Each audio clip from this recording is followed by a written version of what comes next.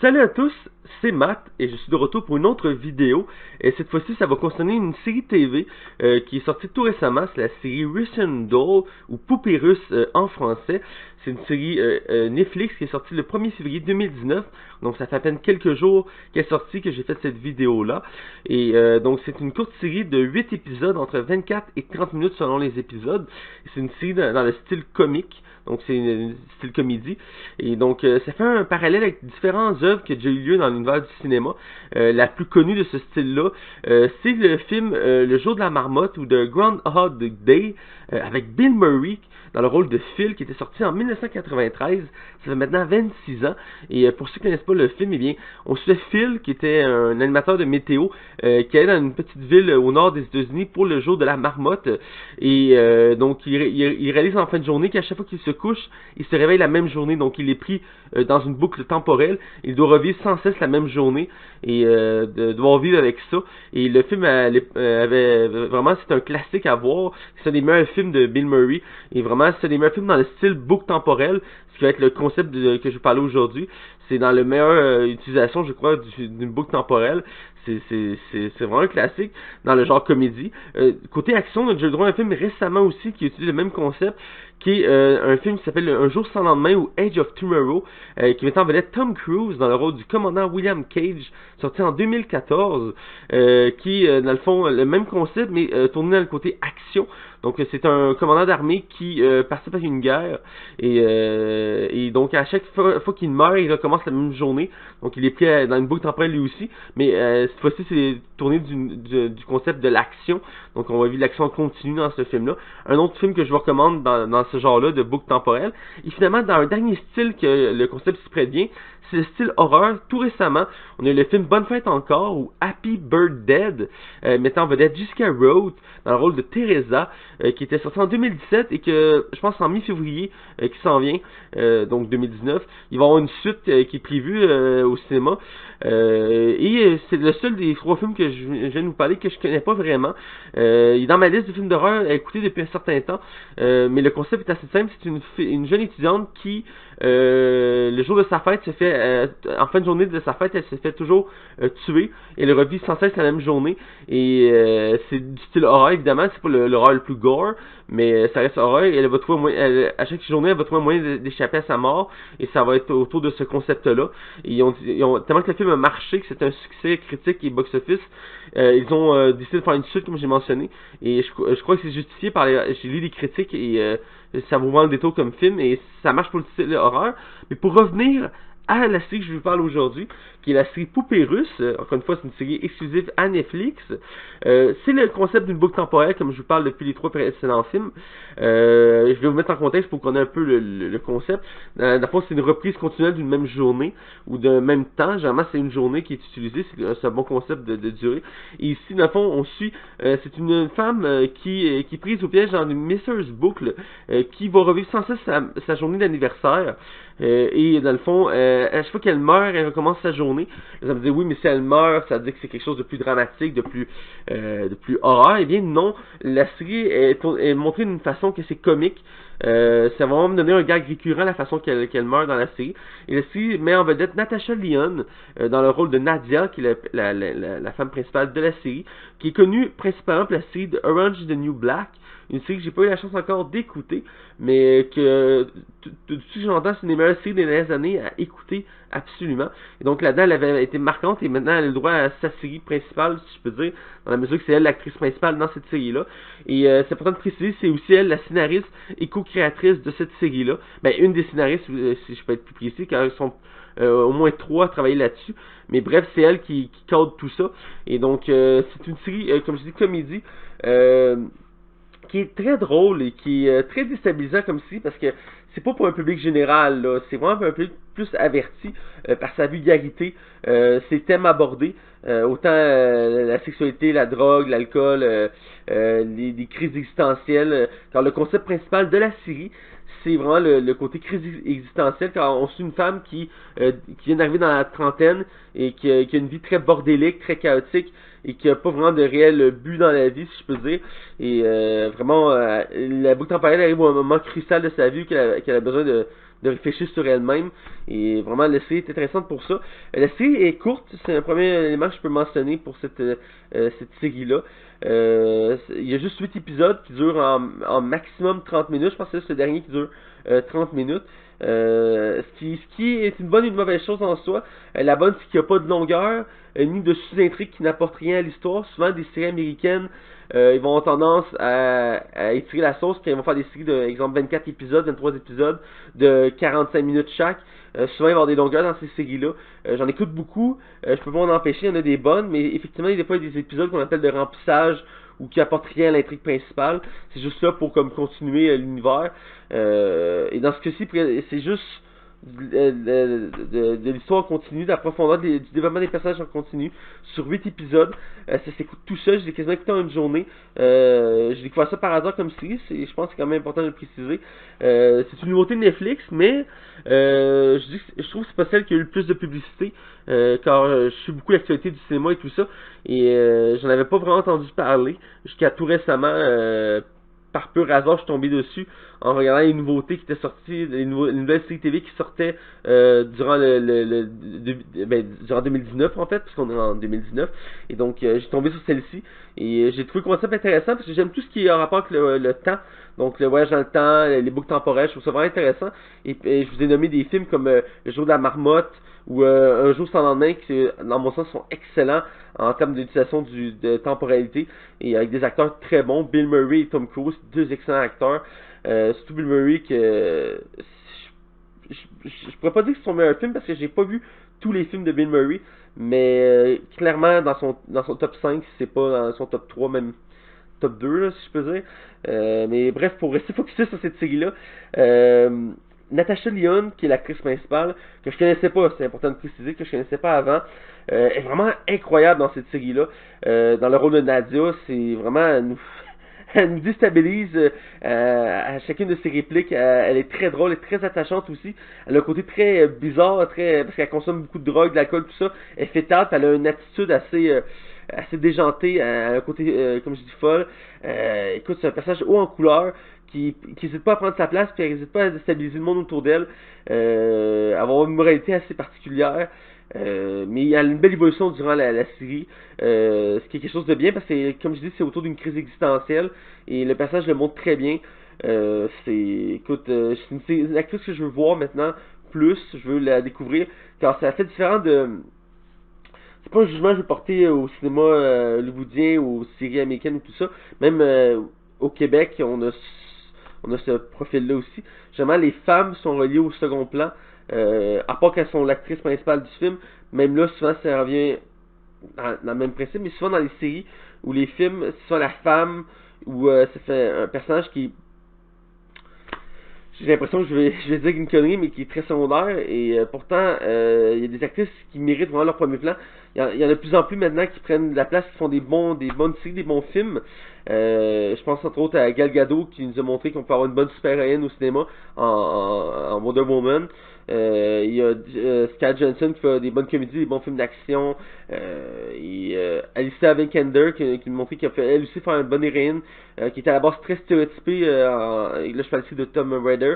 Elle nous a montré qu'elle peut en faire une version très réaliste, très terre à terre. Même si le film en soi, ça méritait une critique à elle tout seul.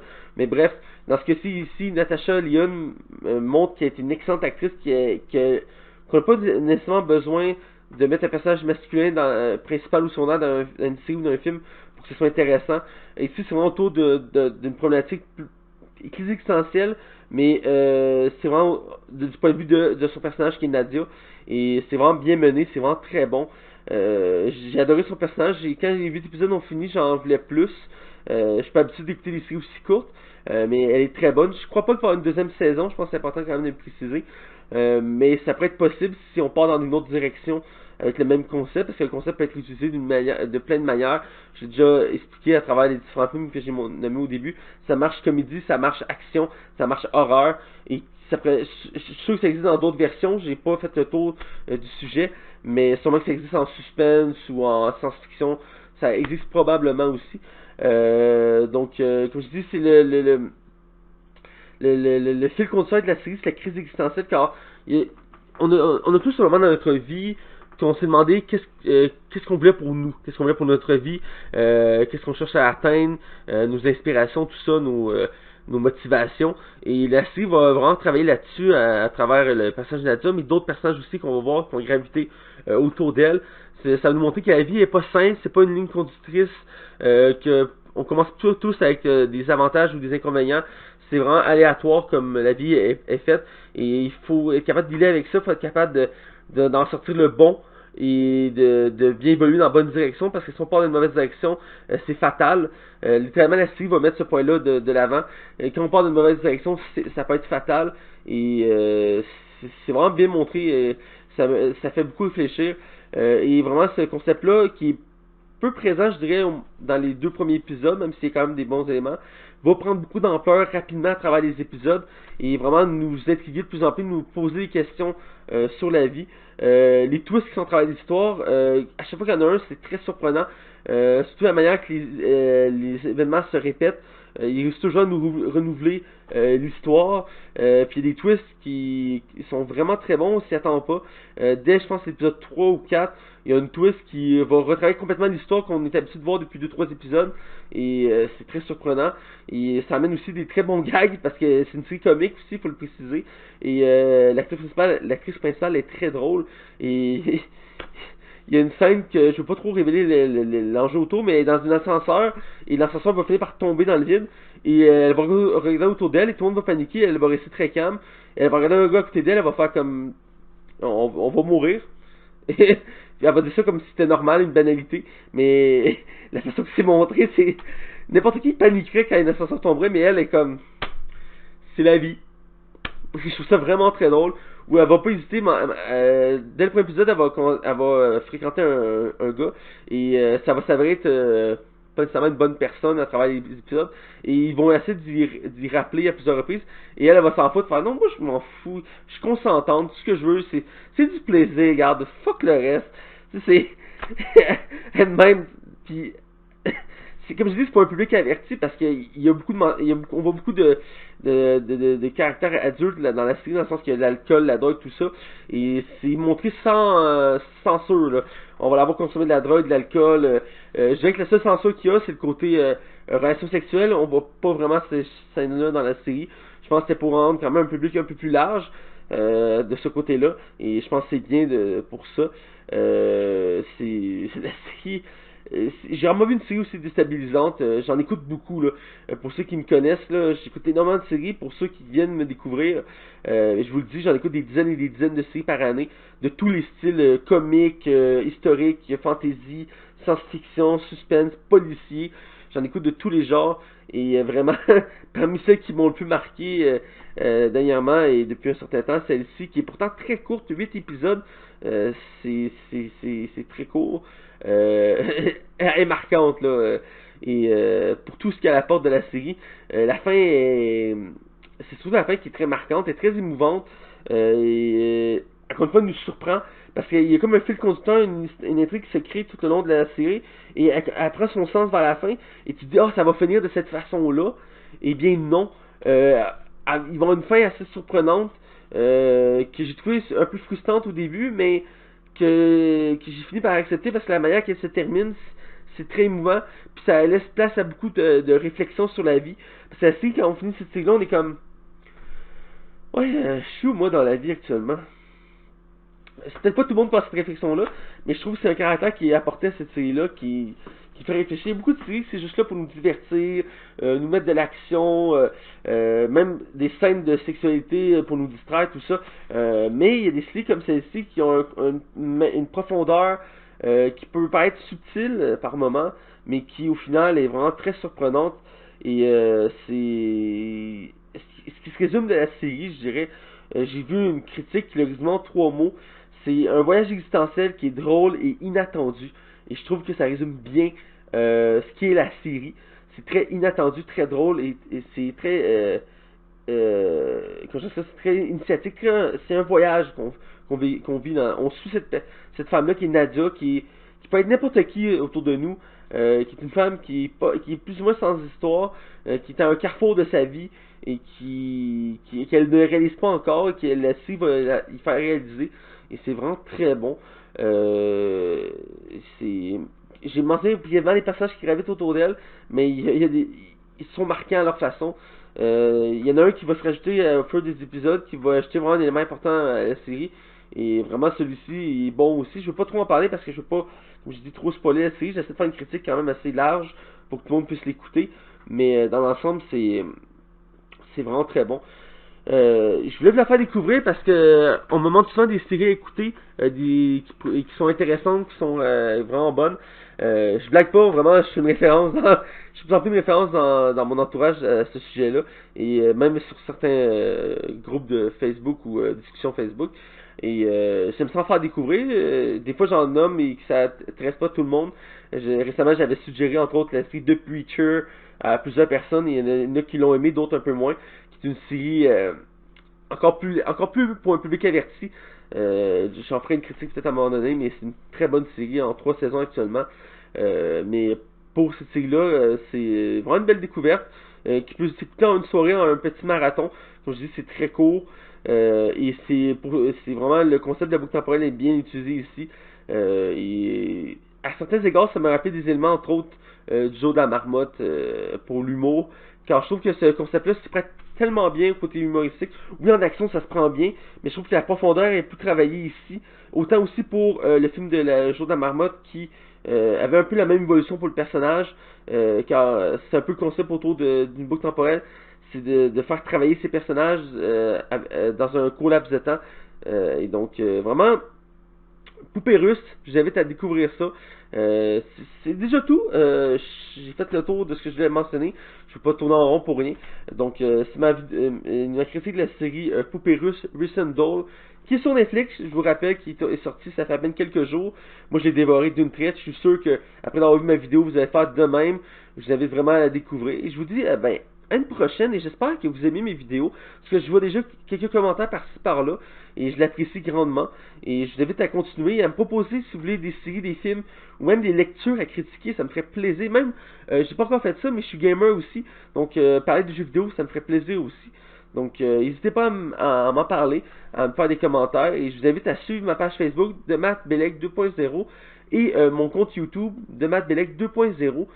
J'invite aussi à suivre mon podcast, la Ligue des Cinévores, qui est rendu à son 109e épisode cette semaine, qui est sur le film Glass, que j'invite à aller écouter, qui est rendu filmé aussi depuis 3 épisodes.